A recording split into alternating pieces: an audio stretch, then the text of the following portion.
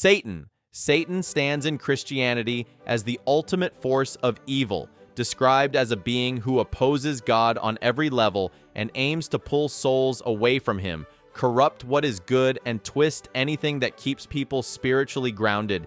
His story begins with a rebellion he starts when pride blinds him. As one of heaven's most powerful and admired angels, he chooses to challenge God's place instead of accepting his own.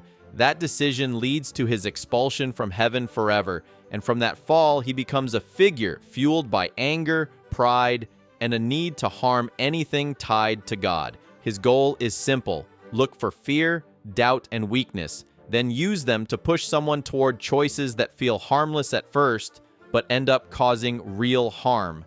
Many believers point to the Garden of Eden as his first strike against humanity, which is why the idea of Satan as the source of temptation became so widespread. Reports of possessions and exorcisms kept his image alive and turned him into a threat that seemed capable of watching, waiting, and acting when someone lets their guard down. Iblis. Iblis is portrayed in Islam as a powerful jinn who refuses to bow before Adam, a choice driven by pride and a direct challenge to Allah. His refusal is intentional, showing that he values his own status more than obedience. That act leads to his expulsion, yet he asks for time until the Day of Judgment, so he can influence humans and pull them off the path they are meant to follow. From then on, he focuses on placing doubts in a person's mind and pushing small impulses that grow into actions they never planned to take. His influence is not unlimited. It only matters if someone pays attention to those suggestions. Even so, his presence is described as persistent and deliberate, which is why many Muslims see Iblis as the source of inner conflict and the push behind choices a person later regrets. Samael. Samael appears in Jewish tradition as a powerful angel linked to accusation, conflict, and the darker side of divine judgment. He is described as a figure with real authority, and his actions frequently create situations where humans end up exposed to danger or judgment. Many ancient texts describe him as the angel who brings charges against people, watching for moments of weakness and using them to argue that a person does not deserve mercy. Some writings even show him involved in moments where humans fail, which led later interpretations to connect him with the idea of temptation. Because of this mix of duties and intentions, Samael became one of the most feared figures in Jewish tradition, a being who moves in the gray space between justice and destruction, and whose involvement usually signals danger for anyone who crosses his path. Angra Mainyu.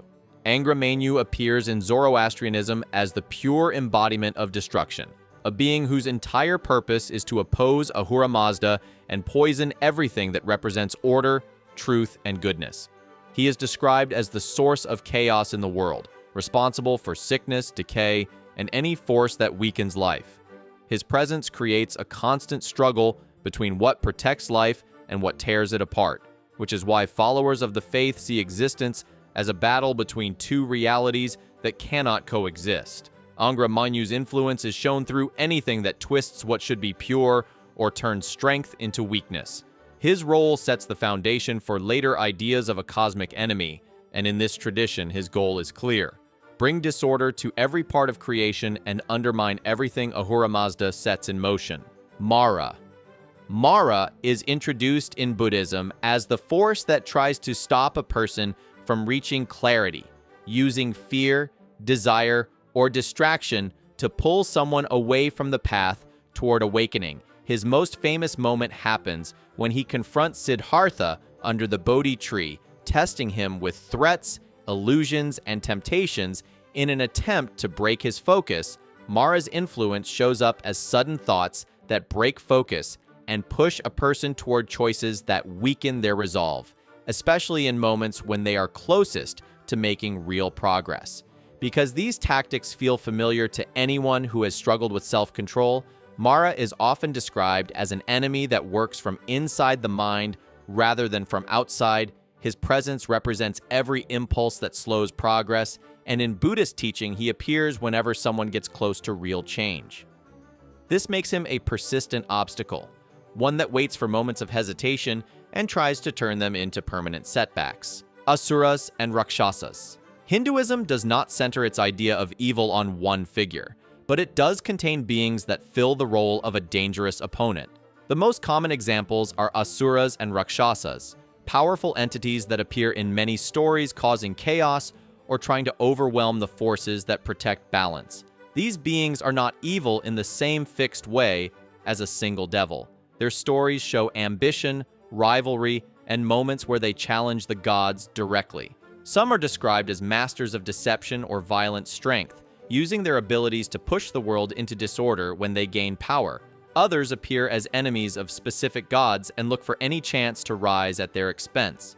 What keeps these figures important is how quickly they turn a conflict into something destructive, which is why many Hindu stories show them disrupting peace, twisting moral order, or pushing humanity into fear. Their actions explain why Hindu tradition focuses on restoring balance rather than fighting one supreme enemy. Apophis. Apophis appears in ancient Egyptian belief as the great serpent that tries to strike at Ra and plunge the world into darkness. His goal is simple: break the cycle of sunrise and let chaos swallow everything that depends on light. Texts describe him waiting in the depths of the underworld, ready to ambush Ra's solar bark during its nightly journey. When Apophis rises, he brings storms, fear, and a sense that the natural order is collapsing. Priests performed rituals specifically to weaken him, convinced that every sunrise meant he had failed to destroy creation for another day. His presence became the symbol of everything that threatened stability in Egypt: disorder, violence, and forces that push the world toward collapse. Pazuzu. Pazuzu appears in ancient Mesopotamian belief as the king of the wind demons, a figure linked to drought, storms, and sickness. His presence was feared because he could bring sudden harm to entire communities, striking through violent weather or through the illnesses carried by dry winds. Stories describe him with a twisted face, sharp teeth, and a body that mixes human and animal traits, a form meant to show how unpredictable and aggressive his power could be. Even though people feared him, they sometimes used images of Pazuzu to keep away other demons considered far worse, which shows how dangerous the world around them felt. His name carried enough weight to make people believe he could appear without warning, bringing a sense of dread that shaped their view of spirits and danger. Tezcatlipoca. Tezcatlipoca appears in Aztec belief as a god whose darker aspects turn him into a constant source of conflict and disruption. He is associated with night, power struggles, and sudden misfortune, which made people see him as a force capable of overturning stability without warning. Stories describe him using trickery, intimidation, and sheer will to unbalance anyone who stands in his way. In many accounts, he challenges other gods directly, pushing them into situations where chaos spreads through both the divine and human worlds. His influence shows in events that bring fear or disorder, whether through war, deception, or personal downfall. Because of this, Tezcatlipoca became one of the most feared figures in Aztec tradition, a presence linked to ambition, rivalry, and the collapse of order itself. Camazotz.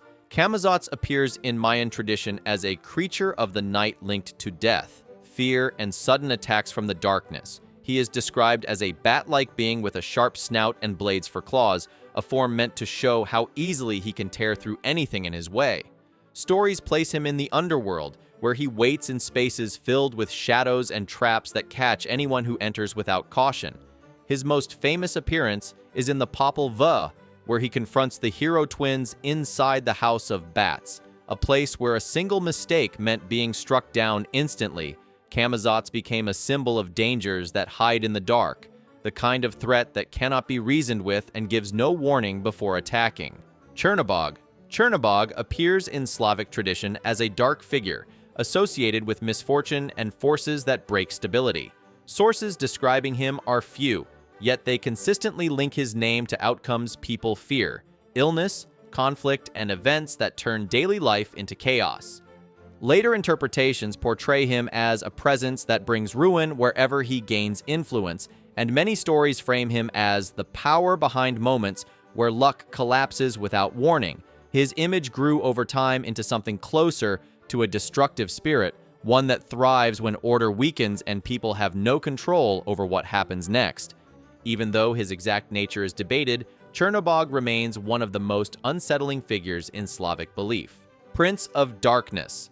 The Prince of Darkness stands in Manichaean belief as the ruler of an entire realm built on violence, desire, and confusion.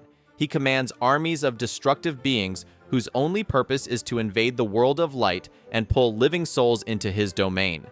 Texts describe him as a force that never stops pushing outward, looking for any opening where he can spread corruption and weaken what belongs to the light. His realm is formed from raw chaos, and everything within it moves with the intention to consume or deceive. When he clashes with the forces of light, the result is a constant struggle that shapes how followers of the religion understand evil itself.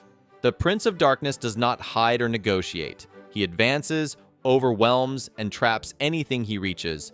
Hobomock. Hobomock appears in Algonquian tradition as a feared spirit tied to death, sickness, and the kind of misfortune that strikes without warning. Accounts describe him as a presence that moves through places marked by silence or decay, watching for moments when a person is vulnerable enough for his influence to take hold. He is often linked to the power to weaken the body and break a person's sense of safety, which made him one of the most avoided figures in the region's spiritual world. Some traditions describe Hobomock as a spirit who accepts offerings only to punish those who approach him carelessly, reinforcing the idea that contact with him was never free of risk. His connection to the dead and to forces that drain life created a lasting fear around his name, and many stories use him to explain sudden tragedies or unexplained harm. Kashaya. The passions in Jainism are treated as forces that break a person from the inside, turning weakness into a trap that keeps the soul tied to the cycle of suffering. They take the form of anger, pride, deceit, and greed, each one capable of clouding judgment and pushing someone into actions that leave long-lasting marks. Jain teaching describes these forces as the true enemy a person faces, because once they take hold, they pull attention toward impulse and away from the discipline needed for spiritual progress. The passions work quietly, showing up as reactions that feel small at first, but grow until they shape behavior completely. Their danger comes from the way they turn clarity into confusion and make harmful choices feel natural.